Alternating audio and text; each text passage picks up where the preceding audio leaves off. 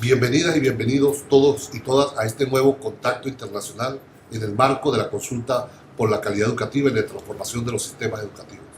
Hoy contamos como invitado con Ariel Fisman. Ariel es director de Educación del Diálogo Interamericano y trabajó durante 22 años en el Banco Mundial en el área con proyectos de investigación asociados al área social y específicamente a educación. Bienvenido, Ariel. Muchas gracias por la invitación. Ariel, en uno de tus artículos sobre el desarrollo, tú haces referencia a que las políticas de desarrollo no necesariamente tienen que estar asociadas a la popularidad, que se requiere mayor rigor para poder avanzar en el desarrollo en una región. Pero, ¿qué implica para ti el tema de desarrollo hoy en día? El tema de desarrollo hoy en día implica, al igual que en el pasado, creo yo, una cantidad de cosas. Implica mejor aumentar el bienestar material, pero también el desarrollo humano. Creo yo que el desarrollo humano es una dimensión fundamental, implica que todos y cada uno de los individuos, más allá de su origen, tengan las oportunidades de desarrollarse plenamente como ciudadano en todas las dimensiones. ¿Y cuáles serían las políticas públicas que contribuirían en la coyuntura actual a potenciar el desarrollo de la región? Bueno, creo yo que es importante reconocer que la educación cumple un factor fundamental. No es lo único, obviamente, pero a diferencia de hace 10 o 20 años atrás, creo que hoy hay un consenso muy amplio, no solamente en América Latina, sino en todo el mundo, que sin educación es muy difícil tener una economía competitiva, tener un funcionamiento democrático y un desarrollo social pleno. Para ti entonces está planteado aún el paradigma de la libre competencia del mercado. En América Latina eso es un tema cuestionado en los llamados países progresistas de la región. ¿Sigue vigente el paradigma de la libre competencia para apuntalar el desarrollo? Mire, los debates son siempre buenos. Creo yo que si la pregunta es acerca de si la economía de mercado genera mayor crecimiento económico en largo plazo, creo yo que la evidencia así lo indica. Si eso lo que implica es falta de regulación, falta de participación del Estado en la gestión pública, definitivamente no. Creo yo que requiere hemos aprendido mucho acerca de cómo las políticas públicas pueden contribuir a tanto al crecimiento económico como a la mejora en la distribución del ingreso y la riqueza, pero al mismo tiempo sin un mercado que funcione de manera aceptable, es muy difícil lograrlo también. Ariel, en el referido artículo sobre el desarrollo, tú haces mención a dos estudios, uno de especial interés para esta consulta, referido a una experiencia de la India, una experiencia donde trabajaron incentivos docentes diferenciados. Cuéntanos un poco más al respecto. Sí, a ver, el tema, déjeme comenzar diciendo que políticas docentes, creo yo, son un aspecto fundamental de toda la política educativa. En el fondo podemos hablar de muchas cosas, pero sin buenos docentes no vamos a lograr avanzar en términos de mejora en la calidad educativa. Y las políticas docentes requieren de muchas cosas. Implica saber quiénes son los que entran en la carrera docente, qué preparación tienen, etcétera, etcétera. Dicho todo eso, la idea de que puede incentivarse el buen desempeño docente, creo yo, es una idea que resulta de interés en general en todo el mundo. Pero hasta hace poco tiempo no había mucha evidencia rigurosa sobre resultados de esos esquemas.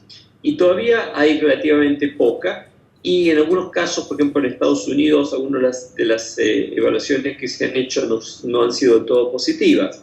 Pero este ejemplo que yo mencioné en ese artículo que tú mencionas en India es muy interesante, porque es en el estado de Andhra Pradesh, donde experimentaron con incentivos monetarios ligados a cuán bien le iba a los alumnos en las pruebas. Las pruebas eran creíbles en el sentido de que no había mucha posibilidad de manipulación por parte de las propias escuelas, y probaron con incentivos individuales, es decir, al docente en función de cómo le iba ese docente con sus alumnos, y grupales al conjunto de los docentes de la escuela. Y ya tiene varios años este programa y ha mostrado resultados muy positivos, en el sentido que en las escuelas donde se hizo el incentivo docente ha mejorado el rendimiento de los alumnos. Un poco, explícanos más sobre el tema del incentivo docente. ¿Qué consistió este incentivo? Es un pago extra en función de cuán bien le va a los alumnos en las pruebas. Es pago por resultados. Asociado a resultados, perfecto. Hay otro trabajo en el cual escribiste, motivado a la toma de poder de Michelle Bachelet, donde anuncia que se avecinan tormentas en la educación. ¿Cuáles son esas tormentas, Ariel? Yo creo que la tormenta es una sociedad movilizada que no está satisfecha con el funcionamiento de los sistemas educativos, y un sistema político que reconoce eso y decide invertir capital político en buscar respuestas a esa insatisfacción. En ese artículo menciono dos casos. Menciono, sí, el caso de Chile y el hecho de que una de las primeras y más importantes medidas que el gobierno de Bachelet ha adoptado es una reforma educativa, y menciono también el caso de México, que de alguna manera con diferencias en el enfoque, pero nuevamente un gobierno nuevo, en este caso de Peña Nieto, decide poner la reforma educativa al tope de la agenda.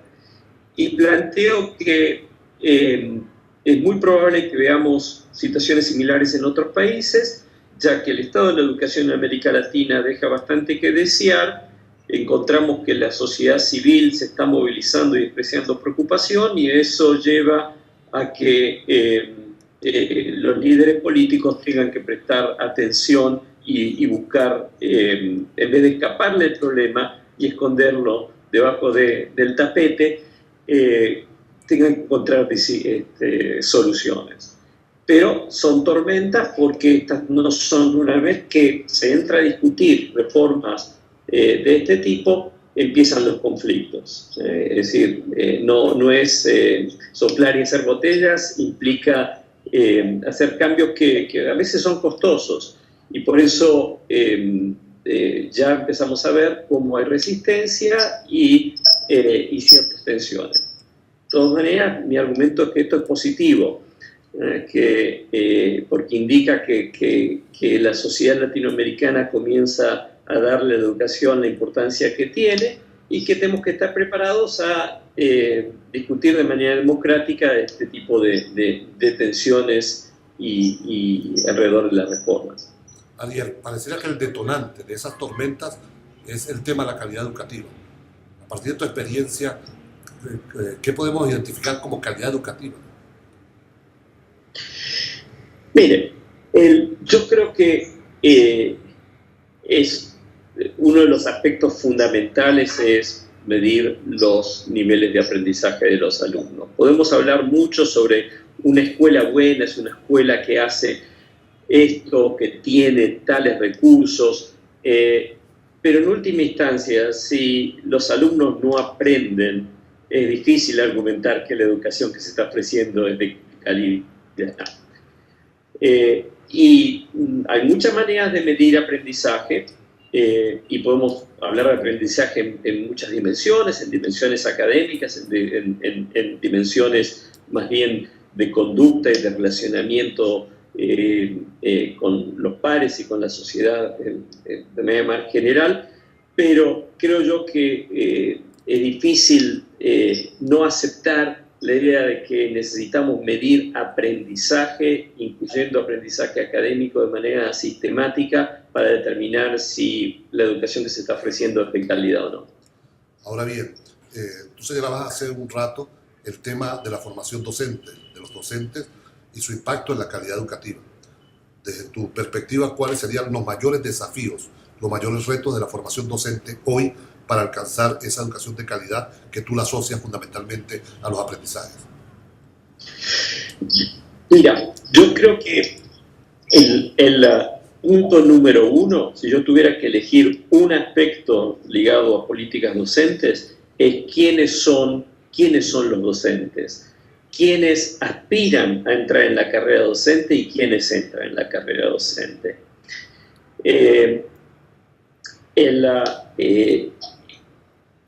En la medida que la docencia sea una profesión de última instancia, creo que vamos a seguir complicados. Creo que necesitamos que nuestros mejores jóvenes, los más motivados, los más inteligentes, los más capaces, los más dedicados a un proyecto social, sean los que entren a estudiar la docencia. Y tristemente, en muchos de nuestros países eso no es el caso. Comparo con un ejemplo que ha adquirido bastante notoriedad en el mundo, el caso de Finlandia, donde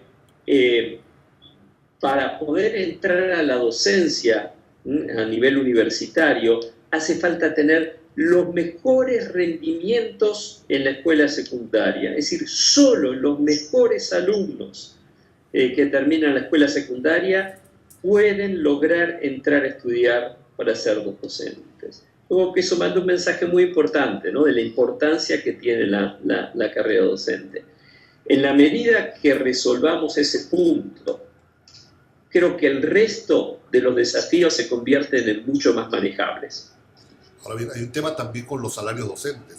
Hay una disparidad en el mundo y los sueldos de los docentes no son uniformes. Oscilan entre los $5,000 y los $80, según la región en la cual los docentes ejerzan la profesión. También esto está asociado, lograr esta igualdad, a la cantidad de Producto Interno Bruto, de presupuesto que se le asigna a las naciones. En tus artículos tú señalas que la tendencia en las regiones es a elevar la asignación de Producto Interno Bruto, ubicándolo en un 5,2%. Esa tendencia apunta a crecer, a seguir creciendo y poder resolver el tema, por ejemplo, los salarios de los docentes, o tiende a estancarse y retroceder. En efecto, digamos, es muy difícil, si los salarios docentes son extremadamente bajos, eso genera un desincentivo a que gente de buen nivel quiera ser docente, no cabe ninguna duda al respecto. Al mismo tiempo,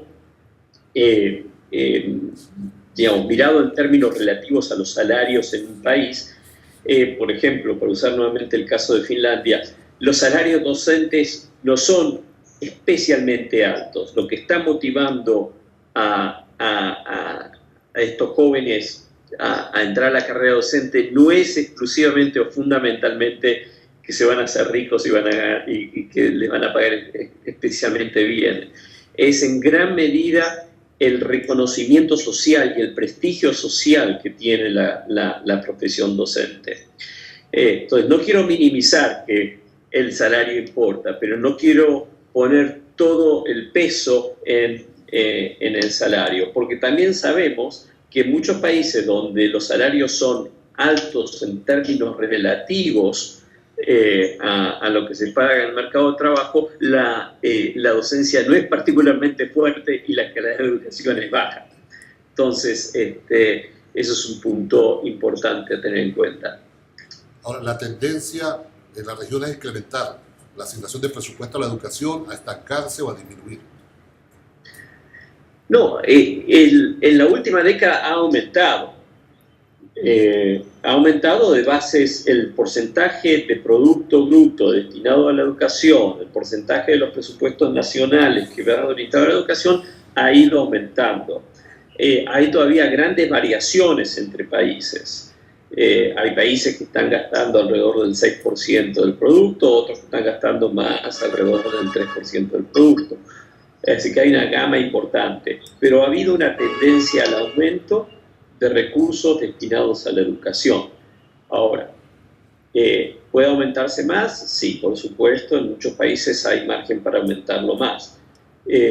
Pero creo que empieza a ser importante no solamente el nivel del gasto, sino cómo se gasta.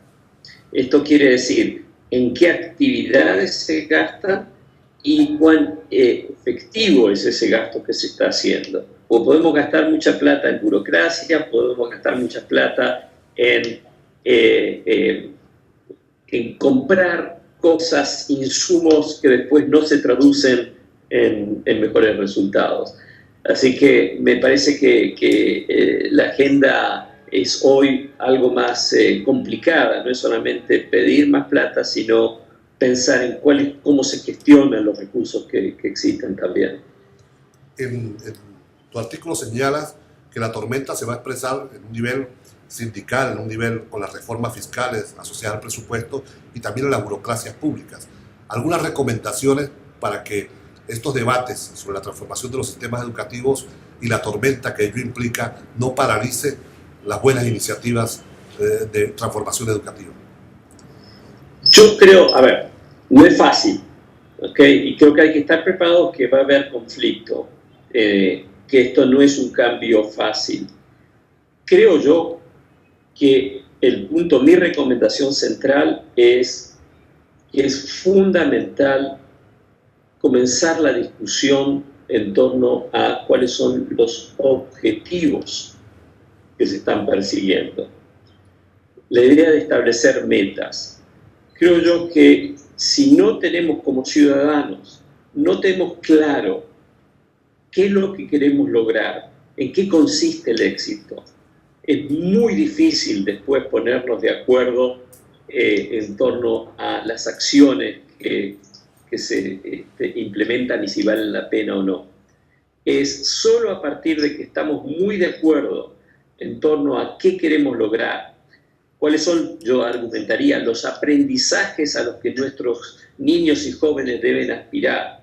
A partir de ese punto es que podemos comenzar a discutir en mayor detalle, bueno, a ver, necesitamos más o menos maestros, cómo logramos, qué cambios tenemos que hacer a nivel de la escuela secundaria como para que tengamos buenos jóvenes queriendo entrar a la carrera docente, qué rol deben cumplir los padres y las comunidades en la administración escolar, etcétera, etcétera. El punto de partida, yo diría, es la discusión sobre metas. Ahora bien, una de las críticas a la evaluación que subyace en tu discurso tiene que ver con que se ha orientado demasiado al tema de las matemáticas, del lenguaje y las nuevas tecnologías, abandonando áreas como la artística y la historia. ¿Esa es una tendencia de las pruebas en general o tienden a, más bien ahora, recuperar esa crítica y darle una visión más de totalidad a la evaluación? Yo creo que, a ver, hace falta, como en todo, tener una posición, digamos, amplia en cuanto a reconocer la complejidad de lo que estamos procurando. Ahora, si hay un punto que yo enfatizaría mucho es el tema de la lectura, la lectoescritura, porque de ahí se derivan muchas de las otras cosas de las que venimos hablando, se derivan de esa capacidad, ¿okay? Incluyendo el arte, la formación artística, cultural, etcétera, es muy distinta si el niño tiene una buena capacidad de lectura que si no la tiene. Entonces, podemos hablar de muchas cosas, una lista muy larga de las metas que pueden aprenderse, pero la que no puede caerse del discurso en ningún momento tiene que ver con la lectoescritura. Ahora, con respecto a si el mundo está yendo a focalizarse en pocas cosas o en muchas cosas, yo Creo que hay una mezcla de temas. Creo que en los primeros años, especialmente en la escuela primaria, estamos viendo que, dado los muy bajos niveles de aprendizaje en lectura y en matemática, hay un énfasis cada vez más fuerte en lograr mejorar eso. Pero al mismo tiempo, los debates que tienen que ver con más bien los jóvenes y la entrada al mercado de trabajo, reconocen cada vez más que las habilidades socioemocionales son fundamentales. Esto es lo que dicen las encuestas de muchos encuestadores, de muchos empresarios y empleadores, y es que lo que les está faltando a los jóvenes no es simplemente conocimientos académicos o aún técnicos, sino la habilidad de trabajar en equipo, de llegar en horario, la capacidad de aprender a aprender. Y eso enfatiza la importancia de generar estas habilidades socioemocionales. De manera tal que hay, creo yo, digamos, tendencias mixtas de lo que observamos a nivel mundial. Ahora bien, tú diriges el Departamento de Educación del Diálogo Interamericano. De cara a las metas 2020, ¿cuál es la agenda del diálogo interamericano en ese sentido? A ver, nosotros, como mencionaba antes, creemos que el problema fundamental de la educación en América Latina es hoy uno de calidad y no de cantidad. América Latina en gran medida, porque ha invertido mucho, ha logrado aumentar las tasas de cobertura y hoy está en gran medida cumpliendo con las metas originales del milenio. Pero la calidad educativa es extremadamente baja. Para mencionar un solo ejemplo, la prueba PISA que hace la OSD, la OCDE, ha mostrado que América Latina está entre el nivel más bajo de todos los países del mundo que participan. Y eso es extremadamente problemático. Por eso creemos que mejorar la calidad educativa es hoy prioridad estratégica para América Latina. La agenda implica varias cosas. Primer punto, como mencionaba antes, un énfasis importante en establecer metas de aprendizaje que muerdan, ¿no? Digamos, que sean difíciles de conseguir y que requieran de un esfuerzo colectivo importante.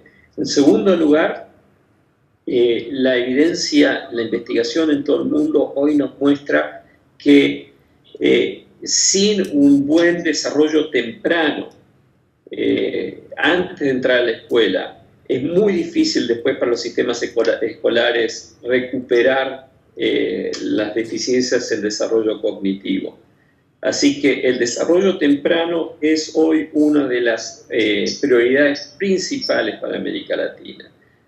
Y en tercer lugar, como discutíamos hace un ratito, el tema de la política docente. Sin mejorar la calidad de nuestros docentes es muy difícil mejorar la calidad educativa.